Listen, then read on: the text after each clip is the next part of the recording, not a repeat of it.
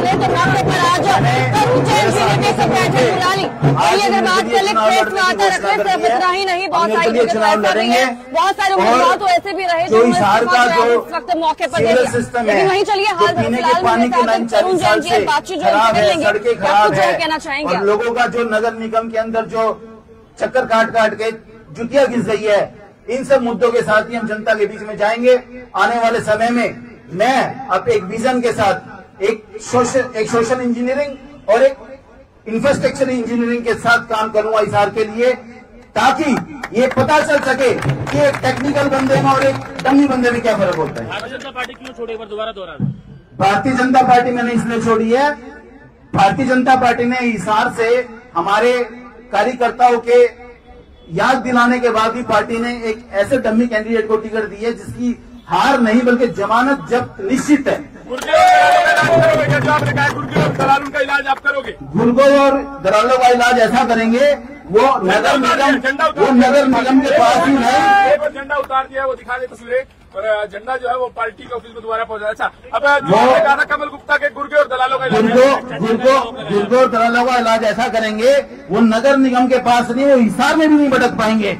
उनके ऊपर FIR करवाएंगे जब हम सत्ता में आएंगे। भ्रष्टाचार का आरोप लगाया डॉक्टर कमल गुप्ता के ऊपर आपने? डॉक्टर कमल गुप्ता के ऊपर जो भ्रष्टाचार का आरोप लगाया ना, 122 करोड़ रुपए जब नगर निगम में थे, जब नगर निकाय कार्यकाल पूरा हुआ, जब गौतम सरदाना जी मेयर की कुर्सी से हटे, उसके बाद आप ऑन रिकॉर्ड चेक कर सकते हैं कितने टेंडर लगाए गए हैं उनके बाद, और किसके साथ मिलकर लगे हैं ये टेंडर। जब नगर निकाय मंत्री थे कमल गुप्ता, और उसके बाद अभी जो नगर निकाय की कमिश्नर आई उसको 1 हफ्ते तक ज्वाइन नहीं करने दिया गया, और जो पुराना कमिश्नर था उसने 1 हफ्ते तक जितने पुराने बिल थे सबके पैसे चेक के थ्रू सबके दिए हैं, और उसको 1 हफ्ते बाद ज्वाइन कराया है। वो ज्वाइन करने आई थी, लेकिन कमल गुप्ता ने और यहाँ के ऑफिसरों ने उनको ज्वाइन नहीं करने दिया गया। नगर निगम में भ्रष्टाचार आपने तो क्या गौतम सरदाना जो मेयर रहे थे उनका भी कोई रोल था? उनके हटने के बाद ये सारे काम हुए हैं।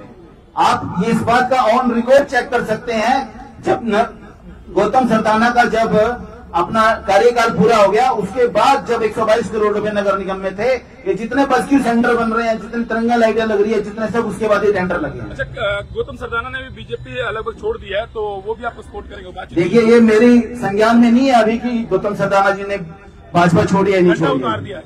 हो सकता है वो, देखिए आज जिस तरीके से हरियाणा के अंदर टिकटों का वितरण हुआ है, जो पार्टी के कार्यकर्ता है, जो कर्मठ कार्यकर्ता है, उनके अंदर दुख है, रोष है, इसलिए सब अपना अपना रोष व्यक्त कर रहे हैं। कोई पार्टी छोड़ रहा है, कोई झंडा उतार रहा है। वहाँ पे भी भीड़ लगी हुई है, लोग कह रहे हैं कि आप अलग से लड़े, डिमांड की जा रही है, वहाँ पर फैसला शायद कुछ देर में होगा। तो अगर वो नहीं लड़ते तो क्या आपको सपोर्ट करेंगे कमल गुप्ता को? बिल्कुल मेरे को सपोर्ट करेंगे। कमल गुप्ता को तो वो पूछेंगे भी नहीं। चलिए, अभी देखो बीजेपी में थे तब तक आप लोग जो है बीजेपी को अच्छा बता रहे थे, जैसे ही बीजेपी से हट गया तो उसके बाद टिकट ना मिलने के बाद ये रोष आज आप लोग दिखा रहे हैं। क्या लगता है, क्या कुछ कहना चाहेंगे?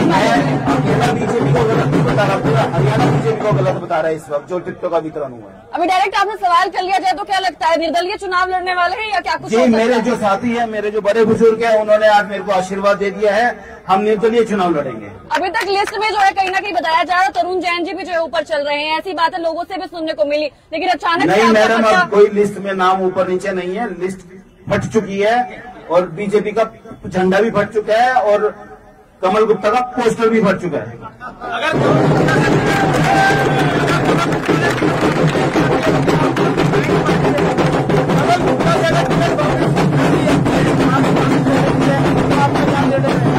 देखिए, कमल गुप्ता से टिकट वापस लेने का सवाल ही पैदा नहीं होता। भारतीय जनता पार्टी में इतना दम नहीं है कि वो कमल गुप्ता की टिकट वापस ले ले। और क्या 10 साल में कमल गुप्ता ने कोई जनता के हित का कार्य किया है? वो तो हिसार की जनता बताएगी ना, जब जमानत जब्त हो जाएगी कमल गुप्ता की। कुछ ऐसा है सुनने में आया कि टिकट देने के लिए कुछ मोटे लेन देन की राशि भी दान की गई है कमल गुप्ता के द्वारा, आप क्या कहेंगे? देखिए, उसका कोई प्रूफ हमारे पास नहीं है कि उसने कोई मोटी राशि दी है या नहीं दी है, लेकिन हाँ, ये बाजार में, शहरों में, लोगों में चर्चा जरूर है कि कमल गुप्ता ने मोटा माल कमाया है। मोटा माल कमाया है? चोर है आप?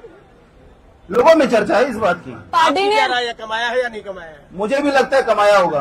पार्टी ने कुछ सोच समझकर ही उनको टिकट कहीं ना कहीं दी होगी, तो क्या लगता है दोबारा पार्टी ने अगर सोच समझ कर टिकट दी होती ना, तो पार्टी ऐसे कैंडिडेट, डम्मी कैंडिडेट को नहीं देती जो करप्ट भी है और जो डम्मी भी है। अभी 10 साल से उनका कार्यकाल रहा है और लोगों के बीच भी वो कई बार आए हैं। 10 साल हिसार की जनता ने उनको भुगता है, कार्यकाल नहीं रहा उनका। 10 साल मजबूरी थी, अब हिसार की जनता उस मजबूरी को दूर करने जा रही है। अगर तरुण जैन जी आगे आते हैं तो उनकी तरफ से क्या कुछ जो है देखने को मिलेगा, क्या अलग देखने को मिलेगा? मैं हिसार की जनता के साथ 24 घंटे खड़ा मिलूंगा, उनके दुख दर्द में खड़ा मिलूंगा, उनकी तरह हवाई बातें नहीं करूंगा। मैं जो बेसिक नीड है हमारे हिसार की उसको पूरा करने का काम करूंगा। गंगवा जी क्या हमेशा उनके साथ रहे, इस बार उनका क्या सपोर्ट नहीं मिला गया और उनके भी खिलाफ जाएंगे, वो आपके साथ रहेंगे, क्या होगा? रणबीर गंगवा जी पार्टी के टिकट पे चुनाव लड़ रहे हैं, वो उनका स्टैंड क्या रहेगा वो तो वही जाने। आपके साथ तगड़ा भाईचारा था, मेरे साथ उनका भाईचारा है, वो भाईचारा रहेगा। तो अभी उनसे बात हुई है आपकी, मतलब पार्टी छोड़ने से पहले कुछ बातचीत हुई है कि टिकट नहीं मिली, मैं अकेला लड़ रहा हूँ, मुझे सपोर्ट करें? बिल्कुल, मैंने रणबीर गंगवा जी से भी बातचीत कर दी थी, बता दिया था कि अगर मैं इसको टिकट मिलेगी तो मैं पार्टी छोड़ूंगा। तरुण जी, क्या अगर सावित्री जिंदल चुनाव नहीं लड़ती है तो माता जी का आशीर्वाद लेने जाएंगे आप? बिल्कुल, मैं माता जी का आशीर्वाद लेने जाऊंगा, मैं सबका आशीर्वाद लेने जाऊंगा, जो मेरे बड़े हैं मैं सबका आशीर्वाद लेने जाऊंगा और सबके आशीर्वाद से ही मैं हिसार के अंदर एक नई इबादत लिखूंगा। तरुण जी, अभी कुछ देर पहले आपने एक प्रेस वार्ता रखी, तो उस प्रेस वार्ता में आपने साफ कहा कि कमल गुप्ता जी को तो एमसी भी नहीं होना चाहिए। इस तरह के शब्द आपने क्यों कही, कोई खास वजह इसकी थी? देखिए, कमल गुप्ता जी एमसी बनने लायक भी नहीं है, इसलिए मैंने ये शब्द कहे हैं। और वो कैबिनेट मंत्री रहे हैं 10 साल तक, उन्होंने कैबिनेट मंत्री का मतलब नहीं पता कि कैबिनेट मंत्री की पावर क्या होती है। वो किसी का फोन नहीं कर सकते थे, किसी एसडीएम को, डीसी को। वो कहते थे मेरे पास नंबर नहीं है उसका, मैं कैसे फोन करूं, नंबर लेके आओ उसका। हमेशा उन्होंने जनता को दुत्कारा है और जनता के साथ धोखा दिया है। सिर्फ आप ही नहीं, बीजेपी के काफी सारे जो उम्मीदवार थे उनको एक बड़ा झटका लगा है। तो ये भूकंप जो है कहीं ना कहीं जो हरियाणा में आया है, क्या लगता है आने वाले समय में कुछ प्रभाव ज्यादा गहरा डालने वाला है? देखिए, जिस तरीके से Bharatiya Janata party over confidence होकर चल रही है, आने वाले समय में उसके रिजल्ट बहुत खराब आएंगे पार्टी के लिए। कोई मैसेज जो आपकी तरफ से आज आम मैं जनता हिसार की जनता को एक मैसेज देना चाहता हूं आपके माध्यम से। हिसार की जनता मेरे को आशीर्वाद दे, मेरे को 5 तारीख को अपना वोट दे और उसके बाद 5 साल मैं अपनी जिंदगी के उनको दूंगा। चलिए, फिलहाल मौके पर जो है हमारे साथ तरुण जैन जी मौजूद थे, बातचीत जो है उनके साथ रही। और इसके साथ साथ बता दूं कि अभी कुछ हाल ही फिलहाल में जैसे बीजेपी का कहीं ना कहीं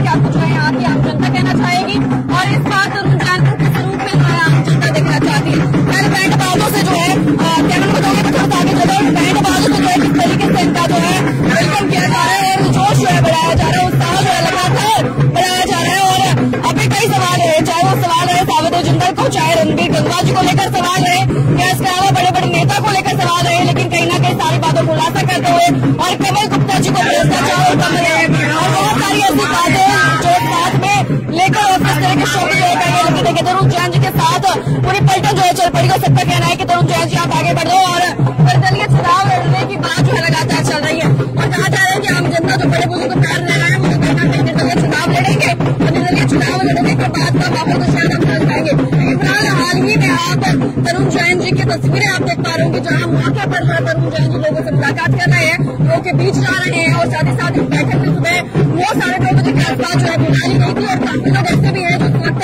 कमेंट करते हुए नजर आ रहे हैं। तो बातचीत जो है यहाँ की आम जनता से भी कर लेंगे कि आखिरकार आम जनता क्या कहती है और आम जनता इस बार क्या चाहती है। जनता से बात चल रहा फटाफट से, सर क्या लगता है कि तरुण जैन जी निर्दलीय चुनाव लड़ेंगे तो आने वाले समय में क्या वो जीत पाएंगे? 100% जीत पाएंगे। शेयर में कहते हैं तरुण जैन जी को आगे क्यों आना चाहिए?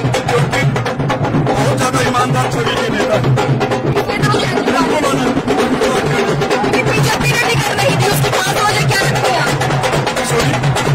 बीजेपी ने निकल रही थी, उसकी 5 वजह क्या लगती है?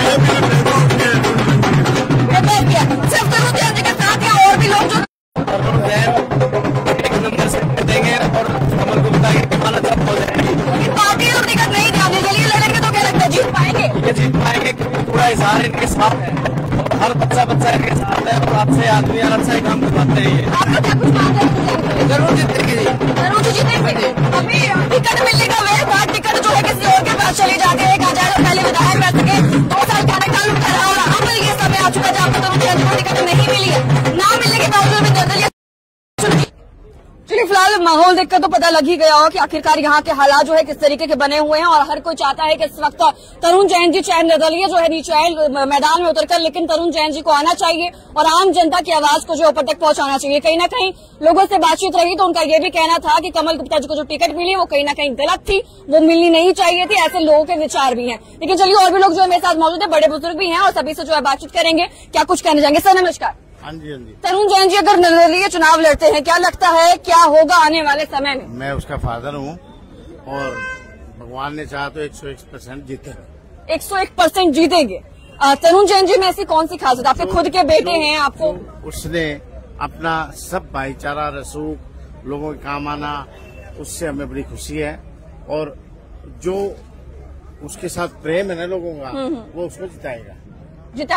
चलिए आप क्या कुछ मानते हैं? इंसानियत है तरुण जैन में जो उसको एक तरफा जिताएगी। एक तरफा जिताएगी से पूछना। चलिए भैया आप क्या कुछ मानेंगे? नौजवान है, अच्छे हैं, कर्मठ है, ईमानदार है, पूरे हिसार शहर इनके साथ है, पूरा पंजाबी समुदाय इनके साथ है, हर छत्तीस बिरादरी इनके साथ है।